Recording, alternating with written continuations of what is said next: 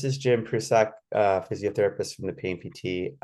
Happy to bring another success story to you guys today. I have Sarah here on the line from overseas in the UK. Hi, Sarah. How you doing? Hi, yeah, good, thanks.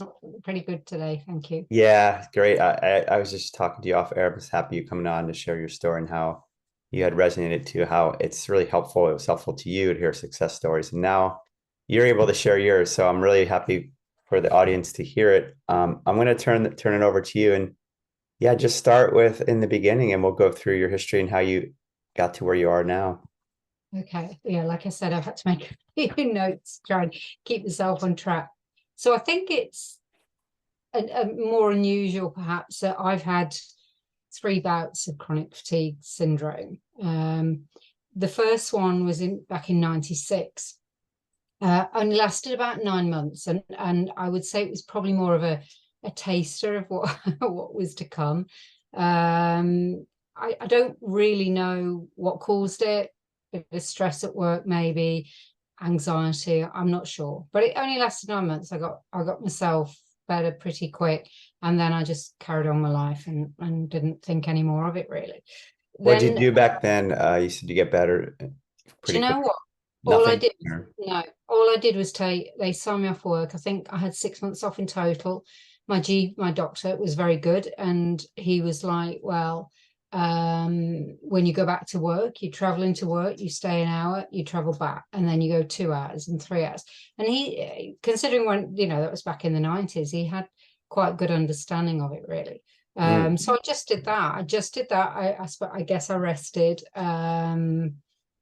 But I don't really know how I don't know. It was maybe just taking a step back and just resting, relaxing a bit, and taking the pressure off myself. But it wasn't severe then. I could still get about, but it was the same symptoms that I'd had in the other two bouts. So no. And Okay. then 2006. So that's about 10 years later. Uh, I was dealing with like perimenopause. I was getting a lot of anxiety stuff. I was 43 by this time. And my mom had a fall, and that ended up in her dying 2 weeks later. So it was quite a sudden, uh, we weren't expecting it at all. Um, and that really hit me hard. And then, like 3 months after that, is when I started with my so-called second bout of CFS. It was really a mixture of sort of grief, perimenopause stuff, really struggling with anxiety symptoms, and just all came together. I had that for 3 years. 3 years. That was, Okay. Pretty long time at yeah, that point. And you had gone, like I said, a nice stretch without any yeah, of these good. symptoms. And they came back in the same way. Were they the same or worse or? Very similar symptoms. So like uh, sort of post-exertional malaise, just feeling exhausted, the sort of heavy feeling in my legs and arms, sort of hot. It was hard to tell. It was hard to tell at that time what was grief, what was menopause, and what Mm. was chronic fatigue. But it was probably all, one thing impacted the other. And I went back to my doctor this time, and he said, "Oh, I don't really think there's such a thing as," because originally the first one he called it ME, which I don't. I think it was more of a chronic fatigue thing than sort of an ME, if there's a difference. And he said, "I don't really think there is such a thing." And I was like, "Okay, so where do I go from here?" And he sort of said, "Well, you won't get better unless you stop mithering." I don't know if you've heard of mithering, have you? Mithering is No. like worrying. It must be a British term. And by the way, I want to stop and say that's an awesome doctor because not many doctors are going to say that. They're going to say you have ME, you have chronic fatigue. These Yeah, labels, these diagnoses are terrible for people. yeah, They really can break somebody's back and just and then if you think about it, they're just words, yeah, but they have a lot of meaning. But so he was really that was big that he said, "Hey, I don't believe in this." yeah. I'd say the same thing. I don't believe in it either. Well, And he probably now doesn't know now, I but at the absolutely. time, yeah. Yeah, at Okay, the time go I ahead. think So he what? was he was that's great. That was, years back, but he was already thinking this isn't that.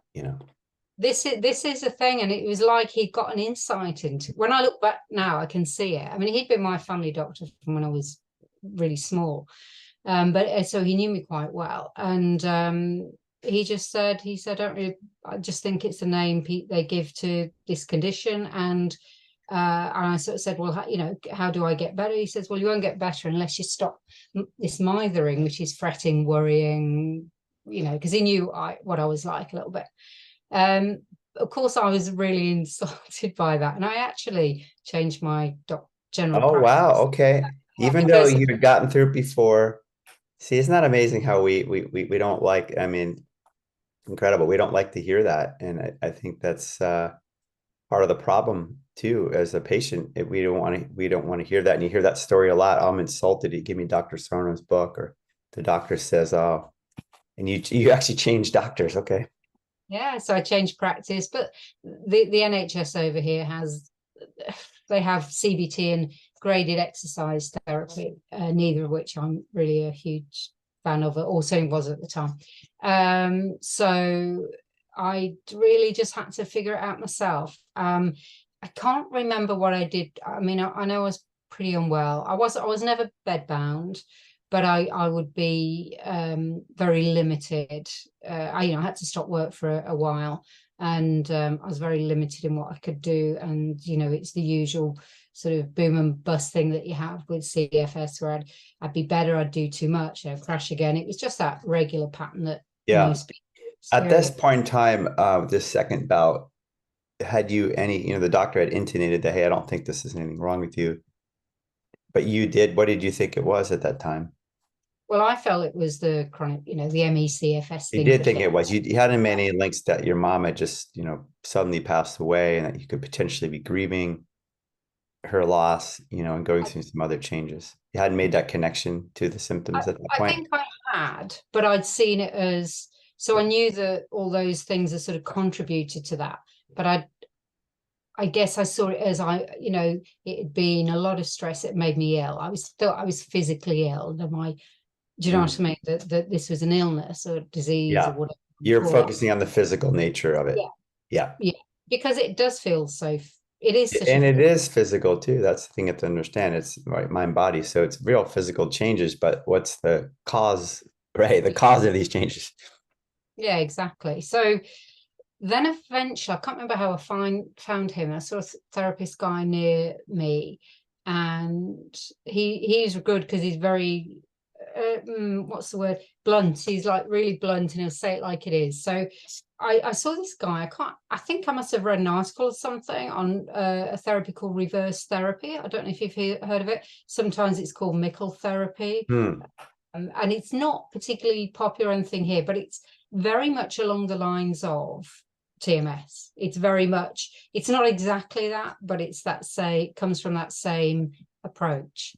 So I did reverse that, but it's quite complicated. It's quite hard to do and understand and get your head around, a bit like TMS initially, and so on.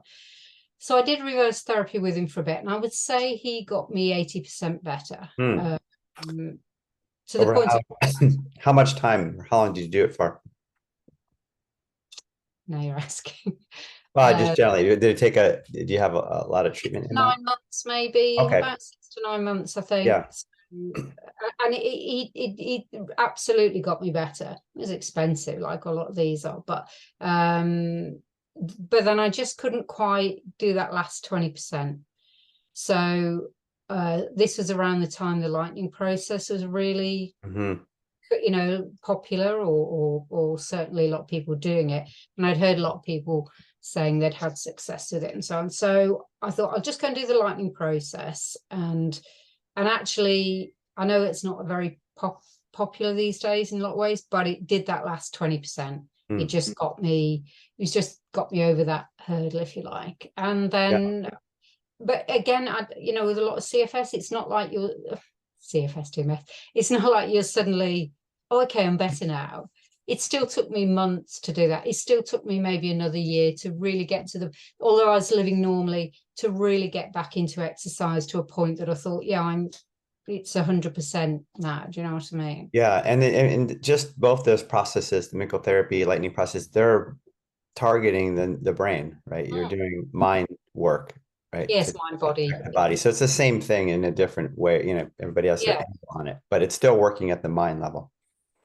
yeah, absolutely. Reverse therapy is, what I can remember about it, is very much your body sending you, the body mind, as they call it, is sending you messages to warn you, protect you, whatever, to get you to make the changes in your life you needed to make. Mm. Uh, but it was quite hard to do, but it did work. So, you know. Yeah. Yeah. Okay. No, it's good. I mean, these are all again mind driven practices or therapies. Yeah, I mean, nothing else. There was nothing else to try, really, and you just you grasp at straws a bit. I mean, time has gone on. I mean, now there's so much out there, but Mm. so I was well for 10 years again. It must be a 10-year thing. Uh, Conditioning pattern every 10 years. yeah, it Yeah. must be. I've had a few people say to me on a couple of oh well, you went into remission. And I'm like, it wasn't remission. It was 10, as though you was some kind of, I know Yeah. exactly why I got it, why I got these symptoms every time. Nothing to do with remission. So Isn't 10 that years, terrible? Because remission, it sounds as if you still have it, and yeah, that's such yeah, a negative way of looking at it as well. We're so absolutely. negative. We're all so negative. It's just unbelievable. I know. I did ignore that comment. So Good. then in 2017, my dad became ill. He ended up having to go into care. He had dementia and he was immobile and various things. It was an extremely stressful time. Then he died in 2018. But during that time that my dad was ill, my brother became ill as well. And then he died in 2021. So the period from sort of 2017 sort of through to when, well, yeah, sort of the next 2 3 years, there was such a lot going on, and emotionally as well as practically, and my son finished like school and went to university, so that was another. Although it's a good thing and you want them to be doing all that, that was a massive change again. And I started, a friend died as well unexpectedly. And then in 20, oh gosh, think of my You timeline. had a few different, passing aways of Yeah, people, losses. important people, your father, your brother, another friend during that stretch of what, 3 years, you said? Yeah, So it that's was, a yeah, lot. 3 years, yeah. 3 years. So I think it was March 2019. I reckon I started getting the fatigue in my legs, and I recognize it straight away. So I tried to think, okay, I don't want this to come back. What do I do? Whatever. Tried to do the sort of lightning process stuff again, but on my own and things, and wasn't really working. Went back to this therapist guy that I was seeing before who did the reverse therapy, and I had a few sessions with him. He kind of moved on a bit from reverse therapy then. I can't remember what, or I'd said, I don't really want to do reverse therapy again. I'm not really sure why. Anyway, I had a few sessions with him, and I had probably symptoms for 2 3 months, and then through seeing him, talking through stuff, and he's very much the sort of he didn't call it TMS, but he's very much along those lines. And he said, "You're not ill. There's nothing wrong with you." Da, da, da, da. And I'm not going, "Yes, but my legs. Yes, but this. Yes." You're convinced you've got something physical, and then I was all right for a couple of months. Then I went back to work in the September, and by the sort of late October, I full on crashed again. I think because and I've sort of thought about that, and I thought, well, it's because I'd kind of done a bit of superficial work, but I hadn't got the foundations for it, I think. And I was still anxious. I was still, there was other stuff going on that was still keeping my limbic brain thinking we're in danger, we're in danger. Mhm. So, and then that's been, I mean, I'll go through what perhaps I've used during that 4 years it was, until I really started to see Did improvement. that last episode lasted about 4 years? Yeah, So pretty long amounts of time yeah, that these things have carried on. And I want to know, and listening to your history, I mean, it's pretty clear or to me obvious. both those last two episodes were about, losing people close to you, passing away, which is loss of, not only grief, but a loss of safety, Wow. connection. So in a way, this is the subconscious, how, and again, how many doctors or medical people asked you about that? No, it's so incredibly crazy to me that Yeah. that if we just identify, hey, this is what this is. This seems to be the case. Your body takes it this way, somaticizes. It's called somatization. These emotions, right, or the stress of that in an unconscious way comes out the physical way, and then we could go down the rabbit hole, like you said. I'm thinking all these things. Okay, so it took you 3 more years to get over that spell. Then let's talk about what, at that point you started to do, because the lightning process wasn't working. The nickel therapy didn't do that anymore. So what happened then? So I think I did a lot of people do, and just Googling like crazy to try and find something. And it just becomes, an everyday kind of quest, really, trying to function, trying to find an answer. I did quite a few things here. So do you want me to just run through these quickly? Yeah, yeah, absolutely. So I had so yeah, I did the trying to see Justin again. Saw two lots during this 4 years, two lots of nutritionists, spent fortunes on that, and supplements and things. Did it help? I was no different. It might have made me healthier internally, who knows? But I don't think it made any difference.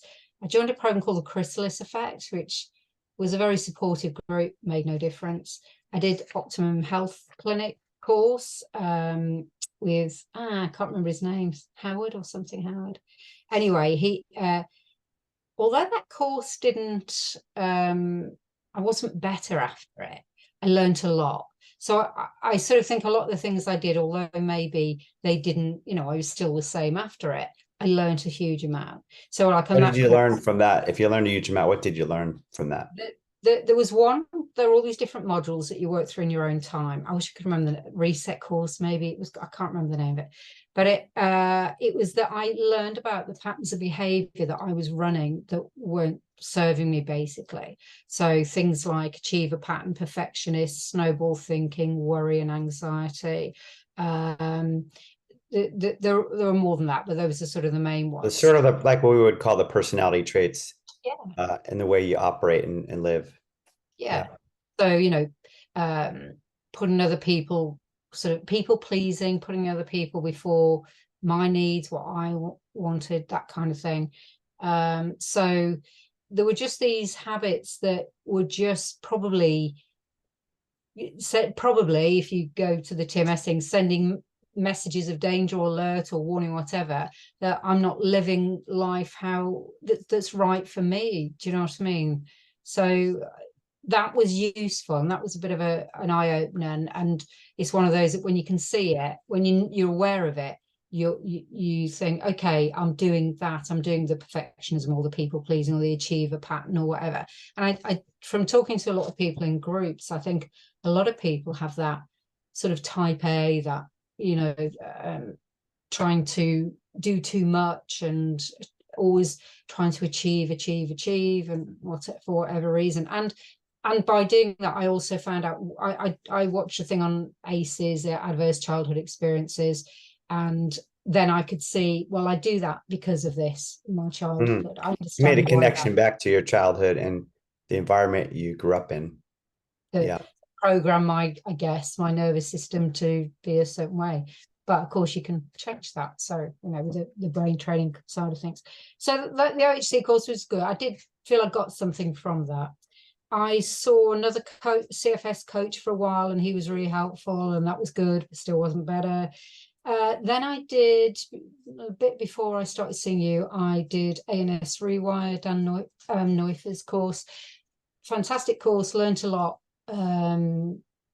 Really sort of confirmed what I was thinking, what was going on, and so on. See, when I complete that, it still wasn't better.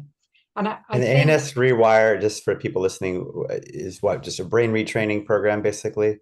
there's Um, part of it is brain retraining, but I think people think it's all brain retraining.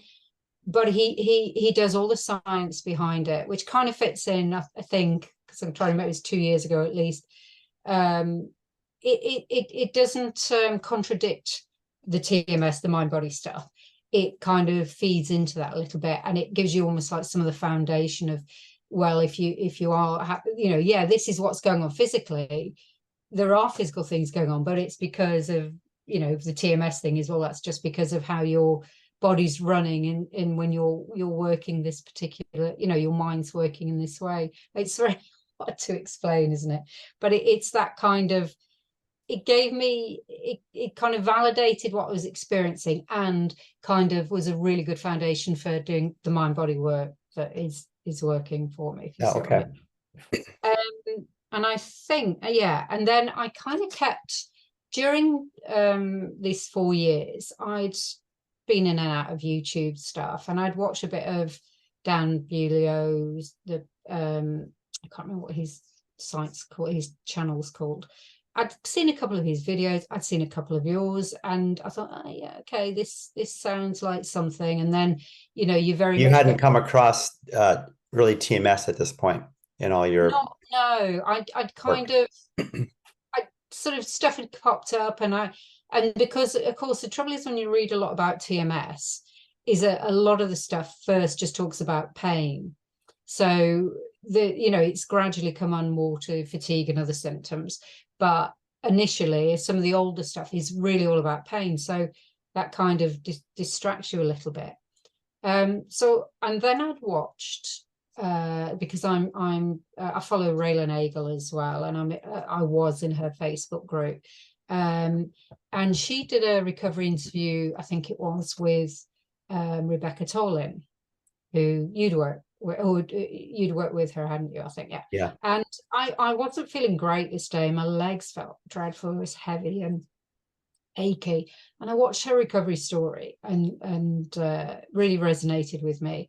And by the end of it, my legs were fine. They felt absolutely Mm. fine, and I hadn't done anything. I was just sitting watching this video. Information again, right? It's so it Yeah, that's it's great when you make that connection and you become aware of it. You go, wow, there's something that's shifted for real yeah. just through information, through understanding, right? Maybe mood, belief. Yeah, what did you take from that, do you think, was that made you feel better? I think I think it was, she was talking about the woman she'd spoken to on the phone for like an hour or 2 hours or something. Mm-hmm. And then she said she realized there was nothing wrong with her. She just got up and went running around the block or something. And I just felt so much, it was just like a light bulb moment. And I just thought, yeah, that's it. That's what's going on. And I That just, light bulb moment, we say these things, it's very real in the brain. Like it shows you how this is brain induced because it can shift, the yeah, signals shift, the messages shift, and then all of a sudden you can get this aha moment. yeah, But it's a real shift of chemistry and electricity in yourself, and you feel different. And so you yeah, had a bit of that from just hearing her yeah, story. just from that. And I thought I need to look into this more. Um, so I can't remember what, but it might be because obviously she'd mentioned you, that she'd worked with you, and I think I maybe started watching more of your videos, and it resonated, and then I think that's when I got in touch and said, I'd like to work with you and so on it. And because the thing with TMS, especially when you're starting the approach, it's very easy because you're not brainwashed with CFS, but there is that thing of I mustn't do too much, because if I do too much, I'll crash. And that's almost like just imprinted in your Yeah, brain. such negative reinforcement. It truly is. And I really don't, as you know, we're working together. I don't agree with it at all because it really is simply negative reinforcement. Mm. In so many ways that we think, oh, it's too much. And it's, as you know, and now it's incorrect. But if we believe that, we just reinforce that. So Absolutely.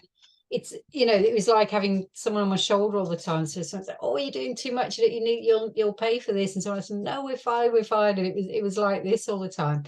But yeah. So and the other thing at this time, I think, I don't know, it's before I started seeing you, around this time.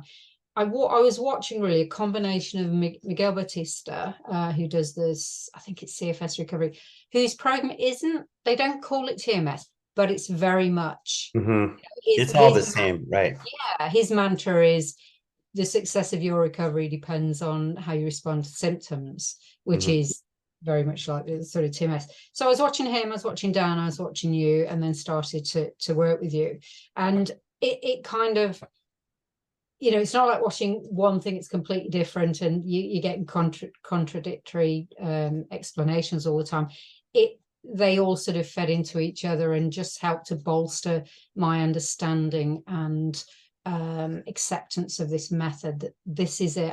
And there is something, like you were saying, that sort of almost like that gut. I'm a big believer in a gut instinct, and there was a real strong gut feeling, this is what's happening, this resonates, this is the right path, whereas a lot of other things perhaps not, just felt like too much So up medical. until this point, this is again your third bout of this. You never got to this place of understanding or thinking about this differently. Like you were still in the mindset of, okay, believing all these things. But this is like a real paradigm shift in your mind. It sounds like how you're thinking about it. Yeah, it's just like filtering down, and because it is hard to get, and it is hard to do almost like a 360, really completely change your perspective on what this is. And so yeah, so then I started working with you, didn't I think it's about a year ago, a bit over a year ago, I think it was. I think so. I was trying to remember when we started. It was something like that. I think it was like this August, September, October, and then of last year. And that I think not everyone does. Sometimes, like you say, there's those book cure things, aren't they? But I think you need someone to partly guide you through it, but also it's that sounding board. So like we'd have a session, and then I'd always feel great after the session, and I'd think, yeah, I know what I'm doing, I know what I'm doing. And then because I couldn't see you as regular as I would have liked, then things had happened, and then you lose confidence and you lose faith, and you have to keep bringing yourself back. And so I think it's really good if you can work with someone, because you just need, it's like having stabilizers for a while, and then you're okay, and then you're away. But you do just need that. I think a lot of people with TMS just need that, someone to just say, help them understand it and take it on board. And when you've got it, and you can got to go keep back. reinforcing it now, right? A positive reinforcement, and then move forward. So over that time, we worked and you were working on this. What did you start to do that was different now? Because you had a revelation, like you said, a moment, a different understanding. What did you start to do now that was different, that was helpful for your recovery? I think the 5 F's things is really useful. The Dr. Schubner's. yes, don't fix, focus, fear, frustration, and I can never remember the fifth one. Fear, don't Now. fixate, don't focus, don't fight. I think fight was, yeah. So I think that was, I had it on my board on my wall, and that was like sort of a bit of a mantra. But I think the key thing is to stop fearing the symptoms, to stop being afraid of the symptoms. That's a massive one.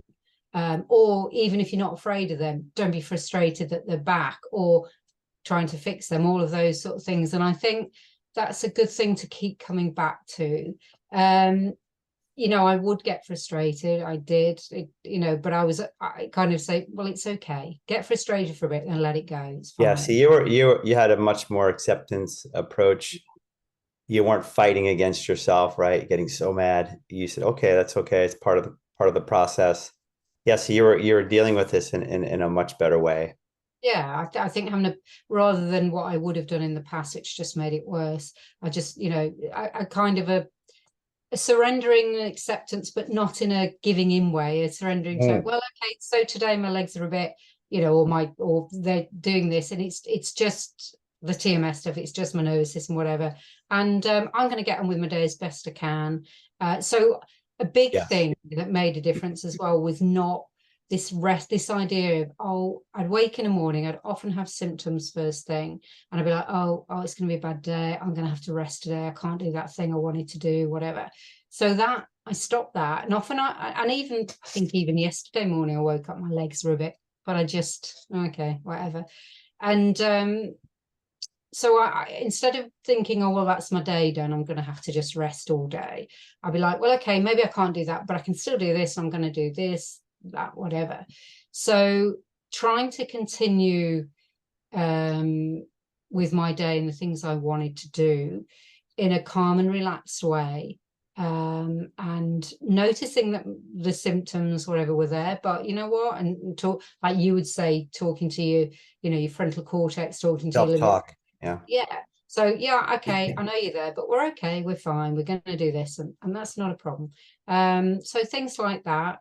And You I kind of, think, what it sounds like, again, just for listeners, you were reinterpreting, reframing these yeah, symptoms, self-talking, calming down, and then continuing to normalize your behavior, like try to move forward in a normal way, right? yeah, Yeah. yeah.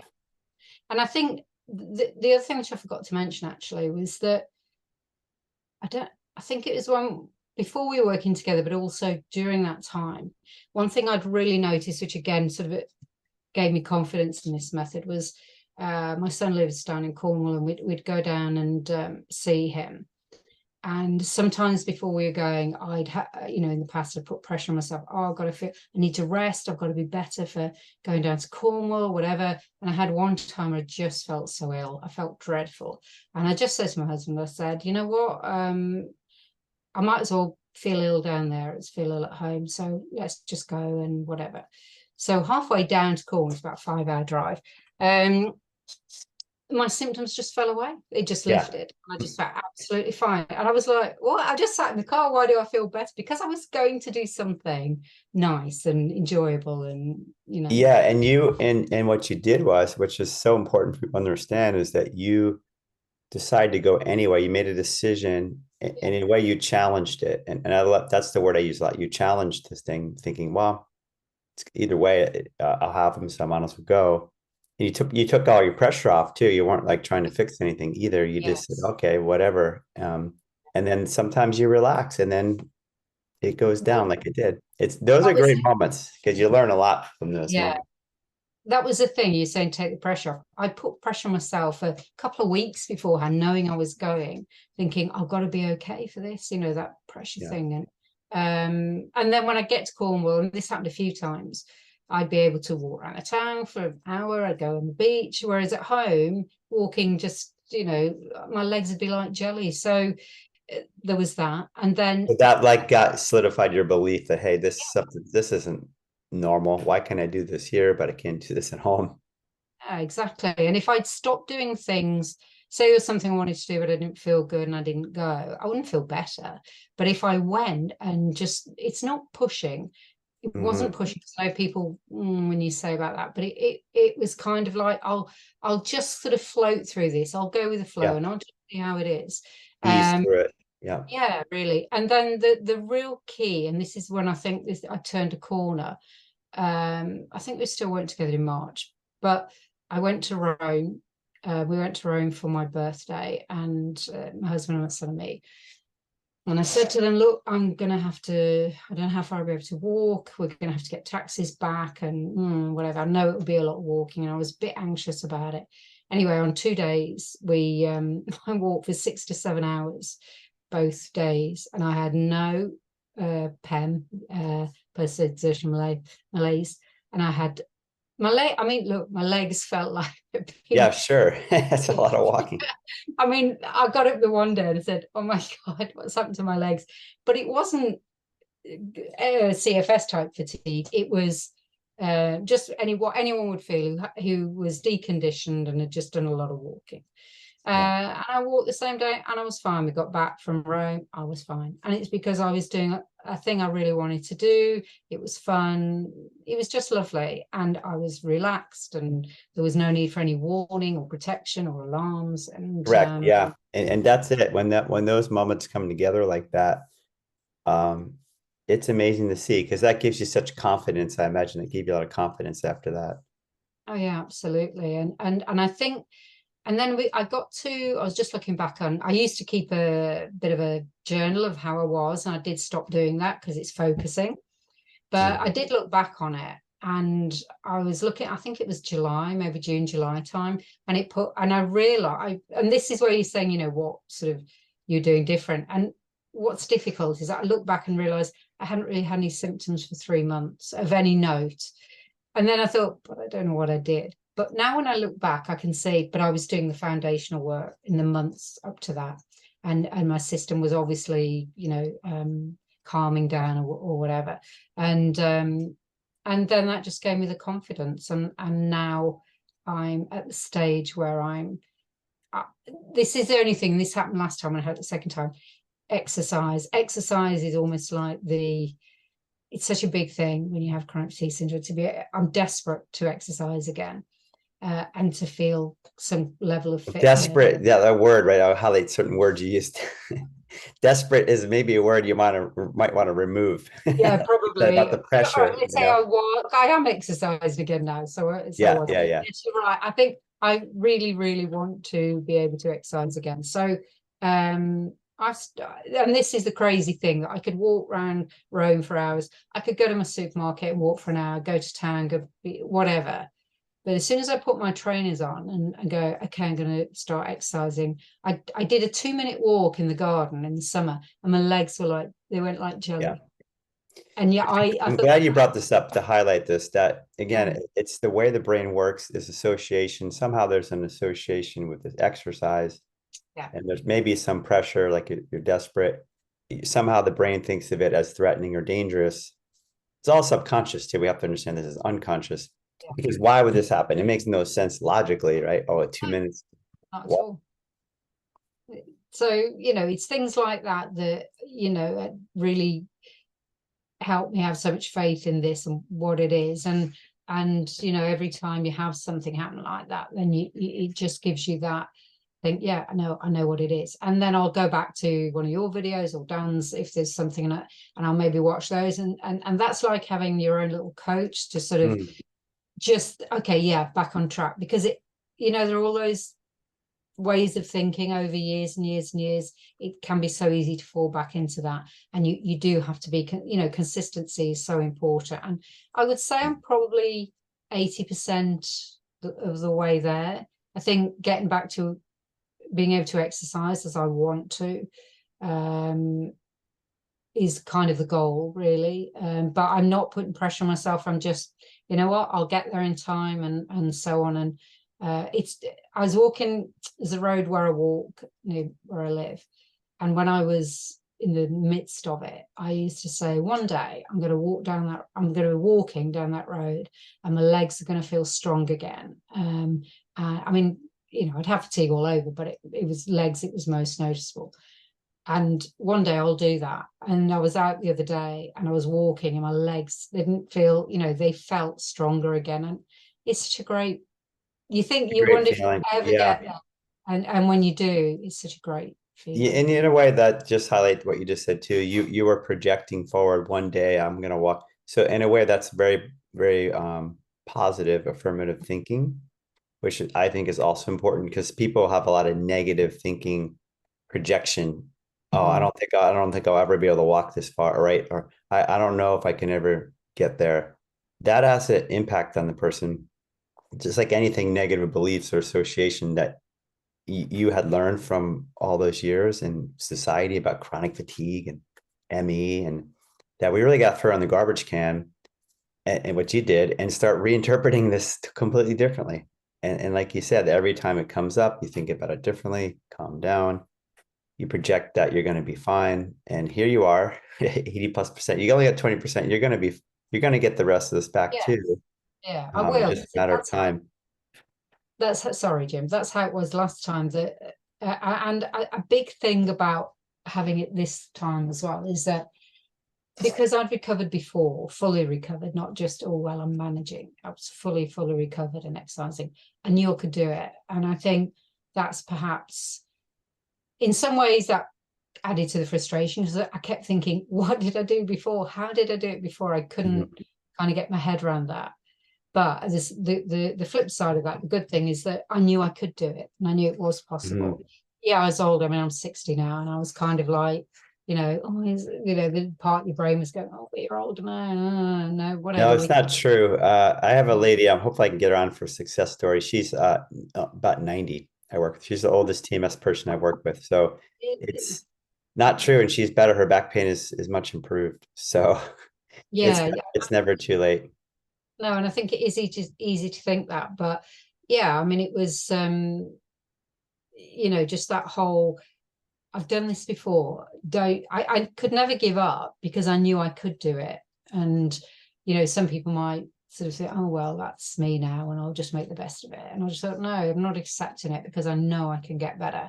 And I know this kind of approach worked before, so I know it will work again. But it's not hard, but you have to really get your head around it. And I think once you've got your head around it, then it's fine. But it is, for a lot of people, it's a real shift. And I've been on some groups and sort of said, look, this is working for me, etc. And I know some people are very skeptical of it, but everyone has to find their own path, don't they? And Yeah, yeah. And just talk maybe a little bit about because I know with fatigue, people really struggle with the crashes and they struggle with the symptoms and then they boom and bust, they stop completely. Talk about that a little bit in terms of like working through or working like not pushing, like you said, but easing through. You had symptoms, but you still chose to do things. Even like I'm sure there are days you had symptoms, but you still chose to do certain things. yeah, so like for example, I think one time I got up and I didn't feel great. I'd arranged to see a friend for coffee. So rather than not go out for coffee, I said, come to me instead. So I'd perhaps, which really, if I'd have gone out, I'd have been fine. And I know that. But sometimes as a party, you just panics a little bit. So I'd kind of find it a compromise. So still come around, I still sit, and then I'd be fine. I think, oh, I could have gone out actually. So, Hmm. sometimes I do that. But I think what I this is the thing that I struggle when I was working with you, and I think I sort of said to you about, well, if my symptoms flare, which is what I thought was better to call it, never call it a crash or anything like that. I thought if the TMS whatever flares up, um, physically, because it is so physical, and it would be hard to do something because I did feel really exhausted or whatever. So it was this idea of pulling back. That yes, I'll pull back, but a key thing here was in the past you'd pull back and do less based on fear. Oh, I've done too much. I need to rest. And it was quite hard to get out of that a little bit. But I think you said to me something about, yes, by all means, pull back and do a bit less or do things that aren't, rather than doing gardening, maybe I'd do something that involves sitting down or whatever. But it was more about pulling back to allow your nervous system sort of calm and settle. Does that sound, can you remember Yeah, you that? don't completely stop, like you No, don't pull back it was completely, but mm, you pause. I would use the word pause, but don't stop. You take a breather, you calm down. You're still in the same mindset, right? That because what happens is people throw this out the window as soon as they're like, "Yeah, I understand this, Jim. Great, yeah, I'm doing yeah, good." All of a sudden, boom, here comes their fatigue. Hey, what happened to you? What happened to the program? It's like what we're trying to do because people throw a baby out the bathwater. Then it's easy to do because the symptoms come in. But that's where the work is done when you can work with and through mm, symptoms and you see them differently, you interpret them differently, you calm down, you're not doing those 5 F's, and then yeah, you do something that's not, in accordance with the symptom. Meaning you say, okay, I'll have a friend around for coffee. You actually are in a way challenging it is the word this whole thing that there's something wrong. yeah, In doing that, in a nice, gentle way, you're finding, wow, I could do more. Well, I actually could have gone out. So that's the key. You're starting to break this association down, which it sounds like what yeah. you're talking about. Yeah, absolutely. And I think it was that thing of so the days of lying on the couch watching telly. No, if I have what I would have called during this time like a low energy day or whatever, then I think, okay, but I still want to do something. And I'd find that and then sometimes I'd break the day up. So I might have two or three 15 to 20 minutes of not necessarily physical rest, but quiet, peace and quiet to just sort of really settle the nerve, because I try to see it as I'm not resting for my muscles, because there's nothing wrong with my Correct. muscles. I'm resting because my nervous system is overstimulated or whatever, and he's panicking. And Dan Bulio says in one of his videos, it's something about you didn't do too much, you did more, and your brain panicked. That's Or right. That's 100% right. yeah, and I I always tell found people that is you said don't, and that's another big thing for people with fatigue is they always pin it on the activity. I did too much. And I said, no, no, no, you didn't. Do not think that way because that's negative reinforcement. Your brain overreacted yeah, to a yeah, normal activity. That's what's yeah. happening. You're fine. You're completely fine. Nothing's changed. Your brain overreacted. It's sensitized. It's because what you did, let's think about it logically, right? It's normal. But Um, actually, you just remind me saying that. I had one time when I got a Hoover and mop the floor, etc. And I got up to do it, and within a minute of hoovering, so I knew it wasn't a real thing because it was only a minute. This was during the sort of, when I was really recovering. I just had real all over quite intense fatigue, and I had to go and sit down. And I was really mad, and I'm like, this is ridiculous. For God's sake, I've hoovered before. Of course I can hoover. It's not a problem. And I think I may have just sat and just chilled and relaxed for like 20 minutes, just calm things down, got back up, able to do it all. And mm, there you and go. things like that, and just kind of confirms that that's what's going on, but even though you keep seeing it and keep seeing it, every time it confirms, yeah, there's an example of it. Yeah, yeah, and you're just breaking it down, in a sense, and you're doing the right things. Like in the past, you probably would have said, "Oh no, I did too much. I got to go lie down." But now all you thought you're thinking about it differently. Okay, it's just my nervous system, my brain got to calm down. I'm fine, and then you go back to it again, so you prove it to yourself you can do it. So it sounds like you've really broken down a lot of the beliefs, the conditioning pattern of it, through exposure as well. You're not doing as much avoidance.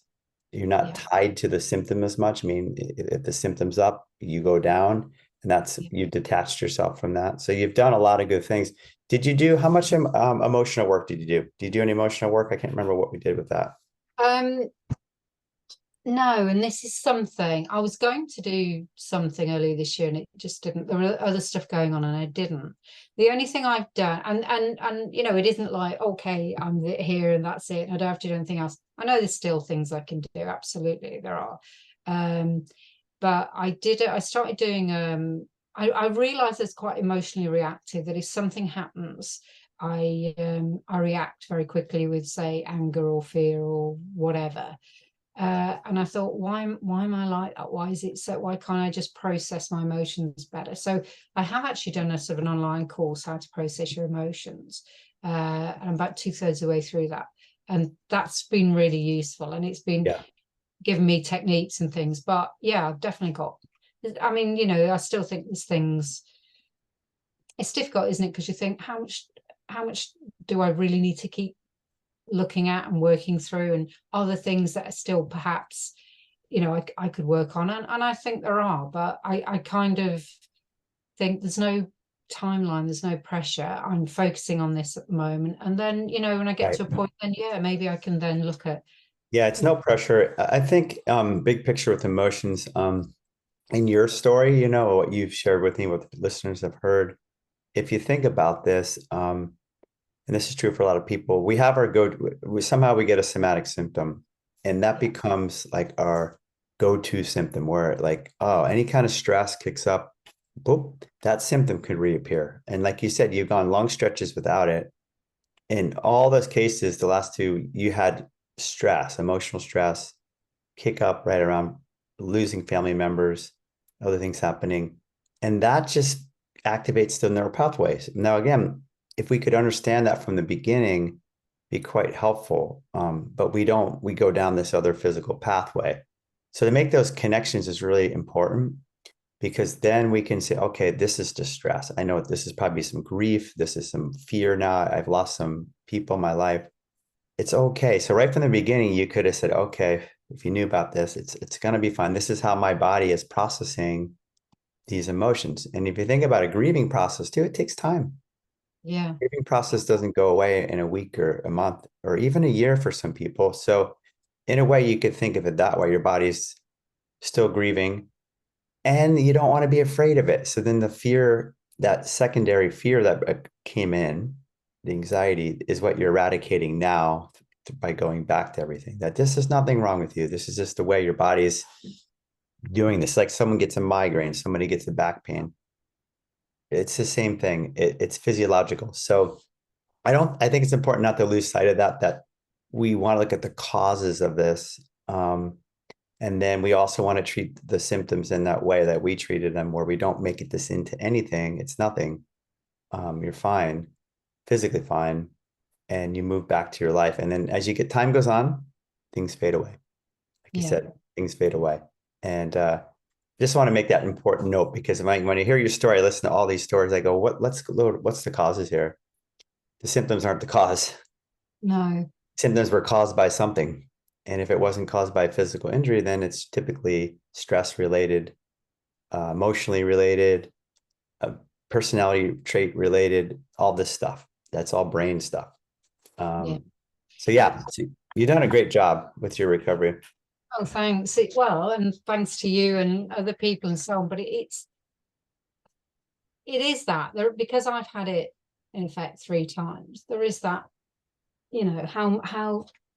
how do I change so this doesn't happen again? And I think that's um it's not a Well, worry. I don't worry about it, but that's where, like you were saying, where you're doing emotional work and things like that. And I think, is there something here I'm not seeing as well?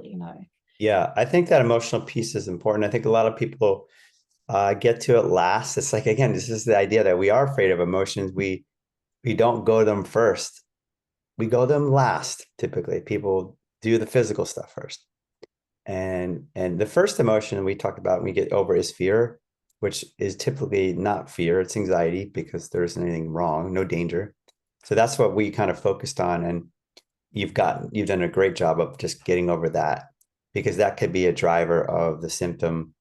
So that happens a lot where people were, let's say grief, or let's say that the stress of that, what happened to you kicked it off. Okay, it would go down. But if you're fearful of the symptom now, you make this into a way bigger thing that can last now for a long period of time. Um, so that's typically what happens to people is that all across the world, every day, people are getting little things in their bodies that are just stress related somatization. And most of the time they just kind of go away. Oh yeah, I had this little, and they don't know, they don't connect the dots that it was stress related, but it just fades. But if you're worried about it, you Yeah. all those F's like we talked about, you focus on, you fix, then it turns into a huge fire in your system. And I think I think also since I was about 10, I've had like health anxiety. So something like CFS, where no one can really tell you what's happening. There's very little advice and support for it. It's a really It scary. makes your anxiety worse. That's what I'm Yeah, saying. because there's no, and if you have it, and also, because it's a lot of people have such a wide range of symptoms, and they don't all, seem to connect and whatever, and it's so much fear around it because you're basically left alone to figure it out. I mean, not so much now because there is so much out there. But certainly when it first happens, it's very isolating because you're like, well, can someone not tell me what's wrong with me or how to get better? And you're exhausted and you've got to figure that out for yourself. And that's why I think the groups like Raylan's group and things like that are really, really good. And because you've got other people who can say, look, you're not alone and this is happening and it's probably this and try this and try that, etc. But yeah, I think compared to how I had it when I had it in 2006 compared to this time, massively different. The amount of recovery stories, channels like yours, Dan's, Mhm. Raylan's, makes a massive, massive difference. And I think, if you're having a bad day, you watch a recovery story, it gets you through because you think, Yeah, yeah, I can do it. It is possible. If they can do it, I can do it. And I think it's just so important. empowering. And I think just speaking to your thought of which a lot of people have, like, okay, I've had this 3 times now. And there's just that, innate fear that, oh, I hope I don't get it again.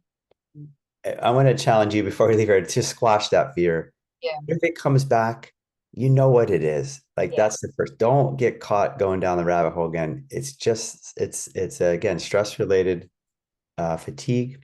You're absolutely fine. Identify the sources of it as quickly as you can. All the tools you got. It just is the way your system represents again stress. That's it. If yeah. we could just understand that, we don't have to make this into something and you be worried about like the health anxiety kicks in because that's what again makes this chronic in a way for An people. interesting, yeah, no, I totally get what you're saying there. An interesting thing about this is that I remember in between these bouts, if I was going through a particular stressful period or there was some, or I was stressed at work, whatever it was, I would get a weak feeling in my forearms. They weren't weak, but they felt weak. So Yeah. it was like, yeah, in between all those times, I would get really subtle signs of CFS, if you Yeah, like. real small, but they would fade Yeah, away, right? that's it. Yeah, it was only when it hit hard that you'd be That's it. like, I mean, it's very common sense. These are big stresses now. You lost family members, right? These aren't work stress. So that's what we have to understand that it sure it hits you harder in your body. And yeah, but it was no different than the arms, is that's a somatic manifestation of the emotion or stress. It's I fine think, though. Yeah. yeah, and it is.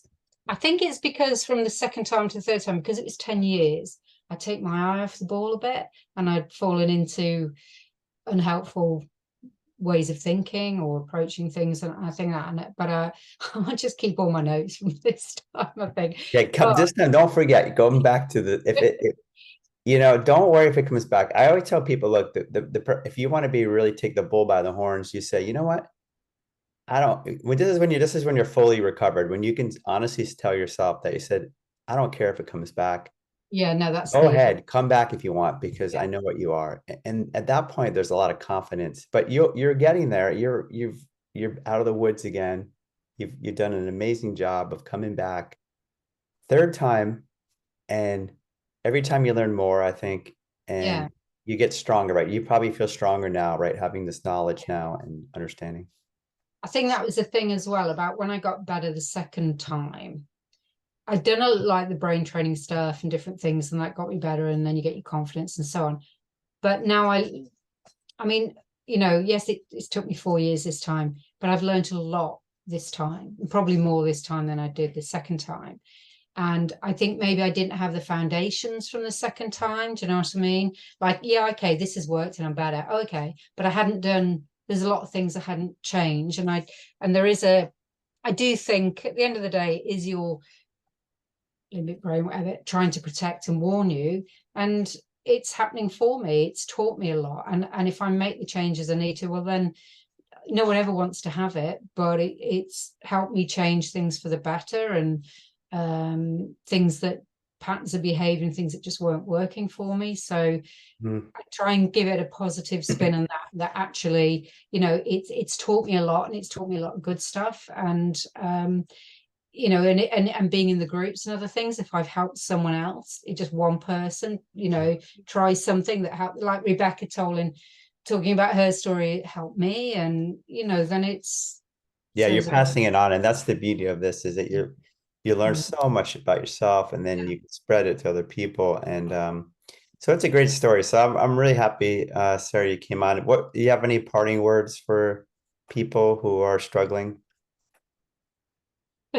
I think I think it's a never give up because recovery is possible. It absolutely is. And I said to someone the other day, I said, if one of us can recover, we all can.